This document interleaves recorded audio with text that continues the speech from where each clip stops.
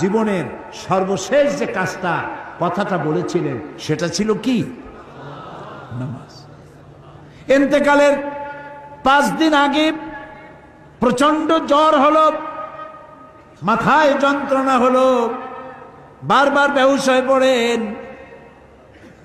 যে রাত্রে ইন্তেকাল করবেন সেই রাত্রে সাহাবায়ে কেরাম কেউ ঘরে ফেরে নাই, সবাই কাঁদতেছে। সকলের ধারণা নবীজি খুব তাড়াতাড়ি বিদায় হয়ে যাবেন।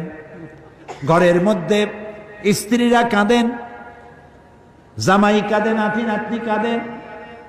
সব থেকে বেশি কাঁদছেন হযরতে মা ফাতিমা রাদিয়াল্লাহু তাআলা আনহা।